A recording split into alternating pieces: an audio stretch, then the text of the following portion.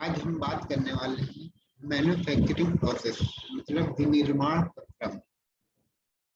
The manufacturing process are the steps through which raw material are formed, transformed into the final product. इसका मतलब क्या हुआ? Manufacturing process एक ऐसा प्रक्रम है जिसके द्वारा रॉ मटेरियल को मतलब कच्चे माल को हम फाइनल प्रोडक्ट के रूप में प्राप्त कर सकते हैं। अब बात करते हैं कि विनिर्माण प्रक्रम कितने प्रकार का होता है। ये 3 प्रकार का होता है, पॉजिटिव प्रोसेस, निगेटिव प्रोसेस और जीरो प्रोसेस। इसके बाद हम बात करते हैं कि धनात्मक प्रक्रम। पॉजिटिव प्रोसेस क्या होता है? In this process material added, इस प्रक्रम में मटेरियल को ऐड किया जाता है। एग्जाम्पल के रूप में हम कह सकते हैं वेल्डिंग, सोल्डरिंग और ब्रेजिंग। इसके बाद आता है जीरो प्रोसेस। इसका मतलब क्या होगा? जीरो, ना ही मटेरियल का लॉस होगा ना ही मटेरियल का गेन होगा। इसका मतलब क्या होगा? इन this process there is no loss of material or gain of material. In this process, high strength product can be manufactured. इस प्रक्रम के द्वारा उच्च सामर्थ्य का उत्पाद बनाया जा सकता है। एग्जाम्पल के लिए हम ले सकते हैं फॉर्मिंग प्रोसेस। फॉर्मिंग प्रोसेस में इन दिस प्रोसेस हम क्या करते हैं कि अपने वर्क पीस को प्लास्टिक डिफॉर्मेशन तक लेके जाते हैं। उसके बाद हमें जिस शेप में हमें फाइनल उत्पाद चाहिए होता है उस शेप में हम उसको फॉर्म कर लेते हैं, इसलिए इसको फॉर्मिंग प्रोसेस कहते हैं। उसके बाद आता है रोलिंग प्रोसेस। इस प्रक्रम में ना ही मटेरियल का गेन हो रहा है ना ही लॉस हो रहा है, बल्कि हम अपने वर्क पीस को रोलर के बीच से गुजारते हैं और हमें जिस तरह का वर्क पीस चाहिए होता है वैसा वर्क पीस मिल जाता है। उसके बाद हम बात करते हैं negative process. In this process material removed from work piece.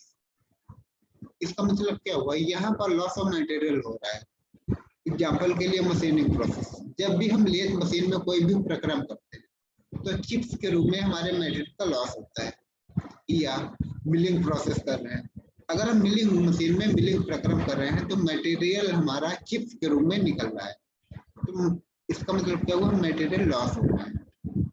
अगर हम ग्राइंडिंग प्रक्रम कर रहे हैं या कोई भी फिनिशिंग प्रक्रम कर रहे हैं तो उन सभी में मटेरियल का लॉस होता है। ग्राइंडिंग में मटेरियल छोटे छोटे महीन कणों के रूप में निकलता है। या ड्रिलिंग प्रक्रम कर रहे हैं तो चिप्स के रूप में मटेरियल हमारा ड्रिल बिट के बीच से होकर निकलता है। या बोरिंग प्रक्रम कर रहे हैं।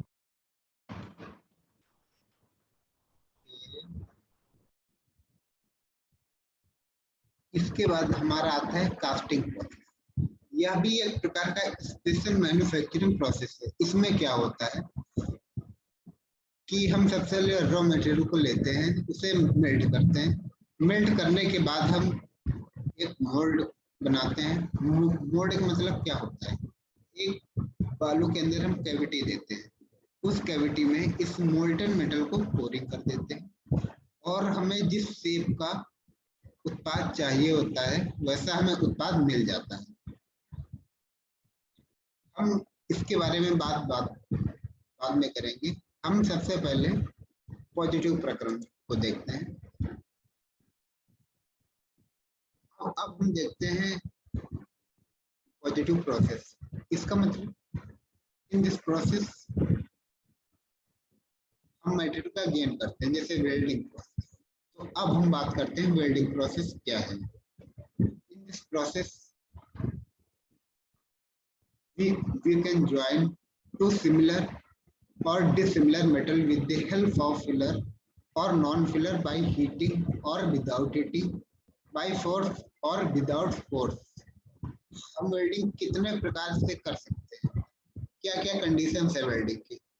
हम समान मटेरियल में वेल्डिंग कर सकते हैं या असमान मटेरियल पे।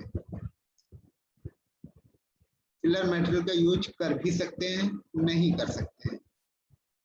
हीट का यूज कर सकते हैं, कहीं कहीं पर हीट का यूज नहीं भी होता है, कहीं पर फोर्स अप्लाई करना पड़ता है या कहीं पर फोर्स नहीं अप्लाई करना पड़ता। तो हम इन केसेस को अलग अलग वेल्डिंग प्रोसेस पे अप्लाई होते हुए देखेंगे। अब वेल्डिंग के स्पेसिफिकेशन क्या है? पॉइंट नंबर 1, वेल्डिंग की स्ट्रेंथ बेस मेटल की स्ट्रेंथ के बराबर होती है। वेल्ड, इसका मतलब क्या हुआ कि जो हमारा वेल्डिंग ज्वाइंट की सामर्थ्य होगी वो वर्क पीस की सामर्थ्य के बराबर होगी। अगला पॉइंट, यदि हम फिलर मटेरियल के रूप में किसी भी एलॉय का यूज करें तो उस ज्वाइंट की सामर्थ्य बेस मेटल के ज्वाइंट की सामर्थ्य से ज्यादा होगी। वेल्डिंग से बने ज्वाइंट लीक प्रूफ होते हैं, there is no chance of leakage. इसके बाद वेल्डिंग एक परमानेंट ज्वाइंट बनाता है, हम इसे बार बार खोल नहीं सकते, ये हमेशा के लिए होगा। हम वेल्डिंग से समान या असमान धातुओं को भी जोड़ सकते हैं। इसके बाद हम देखते हैं classification of welding. Welding basically कितने प्रकार का होता है? तो हम सबसे पहले देखते हैं वेल्डिंग 3 प्रकार की होती है। Number 1, solid state welding, liquid state welding और सॉलिड लिक्विड स्टेट वेल्डिंग। इनको याद रखना बहुत ही आसान है, सॉलिड स्टेट, लिक्विड स्टेट और दोनों का कॉम्बो। इसके बाद हम सबसे पहले देखते हैं सॉलिड स्टेट वेल्डिंग। ये कितने प्रकार की होती है? ये 5 प्रकार की होती है। Number 1, explosive welding, friction welding, force welding, diffusion welding और अल्ट्रासोनिक वेल्डिंग। ये सॉलिड स्टेट वेल्डिंग इन 5 प्रकार की होती है। अभी हम इनको आगे डिटेल में भी पढ़ेंगे। इसके बाद हम देखते हैं लिक्विड स्टेट वेल्डिंग, इसको होमोजेनियस वेल्डिंग भी कहते हैं। अब लिक्विड स्टेट वेल्डिंग भी हमारी 3 प्रकार की होती है। प्रतिरोध वेल्डिंग मतलब रेजिस्टेंस वेल्डिंग, केमिकल वेल्डिंग और आर्क वेल्डिंग। अब सबसे पहले हम रेजिस्टेंस वेल्डिंग को क्लासिफाई करते हैं, तो ये 3 प्रकार की होंगी, स्पॉट वेल्डिंग, सीम वेल्डिंग और प्रोजेक्शन वेल्डिंग। उसके बाद आता है chemical welding. Chemical welding 2 type की होती है। Number 1 gas welding, number 2 thermit welding. उसके बाद हम बात करते हैं आर्क वेल्डिंग की। आर्क वेल्डिंग भी 3 प्रकार की होती है। Arc welding, shielded metal arc welding, shielded gas arc welding. अब जो हमारी शिल्डेड गैस आर्क वेल्डिंग होती है वो 3 प्रकार की होती है। जैसे हम यहाँ देख सकते हैं गैस टंगस्टन आर्क वेल्डिंग और TIG के नाम से जानते हैं, गैस मेटल आर्क वेल्डिंग और MIG। ये बहुत इंपॉर्टेंट प्रकार की वेल्डिंग है। हम इसके लिए बाद में स्पेशल सेशन भी लेके आएंगे जो कि स्पेशल टाइप क्वेश्चंस का होगा। और इसका नंबर C होता है प्लाज्मा आर्क वेल्डिंग। उसके बाद हम बात करते हैं सॉलिड लिक्विड स्टेट वेल्डिंग। ये 2 प्रकार की होती हैं। नंबर 1 सोल्डरिंग और ब्रेजिंग। अब हम एक एक करके इन वेल्डिंग के बारे में डिटेल से डिस्कस करेंगे। तो हम सबसे पहले देखते हैं एक्सप्लोसिव वेल्डिंग। हम सबसे पहले एक्सप्लोसिव वेल्डिंग का मतलब क्या जानते हैं कि इसका मतलब होता क्या है। एक्सप्लोसिव मींस एक्सप्लोजन, विस्फोट। इस वेल्डिंग में जो हमें टेम्परेचर मिलेगा वो विस्फोट के द्वारा मिल जाता है। अब आसान सी बात है कि हम विस्फोट कैसे करेंगे। सिंपल सी बात है कि हम किसी भी एक्सप्लोसिव मटेरियल का यूज करके ही विस्फोट करेंगे। तो हम सबसे पहले देखते हैं कि यहाँ पर हमारा ये एक वर्क टेबल रखा हुआ है, इसके ऊपर एक ये वर्क पीस रखा हुआ है हमारा, जिसे यहाँ पर टारगेट प्लेट के रूप में दिखाया गया है। इसके बाद हम इसके ऊपर एक प्लेट रखते हैं जिसको इस पे वेल्ड करना है और इनके बीच का जो कांटेक्ट एंगल होता है वो कहीं कहीं पर 7 से 15 डिग्री मिलेगा, कहीं कहीं पर 15 से 24 डिग्री मिलेगा, अलग अलग जगह पे अलग अलग एंगल मिलेगा। और जो इसका गैप होगा 1/4 टू 1/2 मिलेगा। इसके बाद हम इस फ्लेयर प्लेट के ऊपर एक रबर की प्लेट रखते हैं, इसके ऊपर हम एक्सप्लोजन मटेरियल रखते हैं। ये एक्सप्लोसिव मटेरियल या तो टीएनटी या आरडीएक्स तो में से कोई एक यूज कर सकते हैं। उसके बाद हम इसकी स्पेसिफिकेशन देखते हैं कि इसका यूज कहाँ कहाँ पर करते हैं। Number 1 point, in this process high energy of explosives used to create a joint। Number 2, explosive material के रूप में टीएनटी और आरडीएक्स यूज करते हैं। उसके बाद high thickness surface can be joint, low velocity explosive can be used, joint will be formed due to plastic deformation, cladding of the object like in sieve welding। इसका मतलब इसका use हम सिर्फ welding में भी करते हैं, बड़ी बड़ी वर्क प्लेट की वर्क पीस की मोटी चादर को जोड़ने में। इसके अलावा टीन और एल्यूमिनियम, स्टील और एल्यूमिनियम आदि धातुओं को जोड़ सकते हैं। तो अब हम इसमें देखते क्या है कि हमारी इस वर्क प्लेट के बीच में ये गैप है, इसके ऊपर अगली वर्क पीस रखी है, इसके ऊपर रबर की प्लेट है, उसके ऊपर ये आरडीएक्स रखा है। यहाँ पर जब विस्फोट होता है तो इनके बीच में हीट उत्पन्न होती है। जब हीट उत्पन्न होती है तो हमारी वर्क प्लेटें प्लास्टिक स्टेज तक आती हैं और प्लास्टिक स्टेज में आने के बाद ये आपस में मेल्ट होकर ज्वाइंट हो जाती है। इस प्रकार से एक्सप्लोसिव वेल्डिंग की जाती है। उसके बाद आती है अल्ट्रासोनिक वेल्डिंग।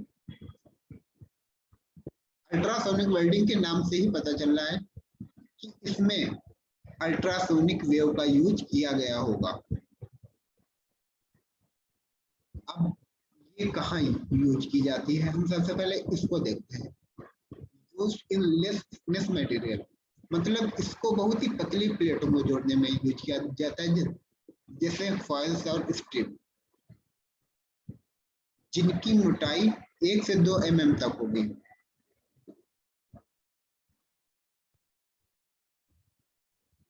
तो हम इसमें आगे देखते हैं, इसमें हाई फ्रीक्वेंसी पावर सप्लाई का यूज किया जाता है। जैसा कि हम यहाँ पर डायग्राम में देख पा रहे हैं कि यहाँ पर ये एक ट्रांसड्यूसर लगा हुआ है। इस ट्रांसड्यूसर के द्वारा अल्ट्रासोनिक वेव उत्पन्न की जाती है, जो कि यहाँ पर आती है वाइब्रेशन के रूप में, और यहाँ पर टेम्परेचर उत्पन्न होता है। इस टेम्परेचर के उत्पन्न होने से हम यहाँ पर ऊपर से प्रेशर लगाते हैं, जिससे कि हमारी ये वर्कपीस इससे वेल्ड हो जाती है। इसका हमने यहाँ पर डिटेल पॉइंट वाइज दे दिया है। जो two transducer high frequency vibration will be generated that creates rubbing action by which heat is generated, then apply load and joint will be created। उसके बाद आता है heat affected zone is neglected, high accuracy of joint. इस प्रकार से हम इसका अगला टाइप अब देखते हैं। अगला टाइप है फ्रिक्शन वेल्डिंग। फ्रिक्शन का मतलब हम जानते हैं घर्षण, मीन्स इस वेल्डिंग में फ्रिक्शन होगा, फ्रिक्शन से टेम्परेचर उत्पन्न होगा, उस टेम्परेचर से हमारे वर्कपीस अब प्लास्टिक स्टेज तक जाएंगे। प्लास्टिक स्टेज तक जाने पर हम दाब डालकर उनको आपस में वेल्ड कर देंगे। तो यहाँ पर होता क्या है कि जो हमारा वर्कपीस होता है वो लीनियर मोशन करता है, उसके साथ साथ रोटेशनल मोशन भी करता है। जी, हम जैसा कि यहाँ पर देख पा रहे हैं, ये वर्कपीस हमारा लीनियर मोशन कर रहा है और ये रोटेशन कर रहा है। जब यहाँ पर फ्रिक्शन होता है तो बहुत ऊंचा टेम्परेचर उत्पन्न होता है, जिससे ये आपस में वेल्ड हो जाते हैं। यहाँ पर वर्कपीस की स्पीड 4000 से 6000 आरपीएम होती है और यहाँ पर प्रेशर 40 से 400 एमपीए होता है। उसके बाद हम इसका यूज कहाँ पर करते हैं, to joint axle and hub drill bit pipes and balls. इसके बाद हम इसका अगला प्रोसेस करते हैं forge welding. Forge welding forge welding is some like blacksmith. इसका मतलब क्या हुआ, हमने अपने आसपास पड़ोस में लोहार को देखा होगा काम करते हुए। वो किसी भी चीज को पहले तो गर्म करता है, उसके बाद हथौड़े से पीट पीट कर उसको जिस शेप में लाना होता है उस शेप में ले आता है। तो वो एक प्रकार की फोर्ज वेल्डिंग ही करता है। इसका यूज हम एग्रीकल्चर पार्ट्स और टूल बनाने में करते हैं। Red hot and then apply high level of pressure. हम सबसे पहले इसको बहुत उच्च ताप तक गर्म करते हैं, उसके बाद इस पे बहुत हाई प्रेशर अप्लाई करके वेल्डिंग करते हैं।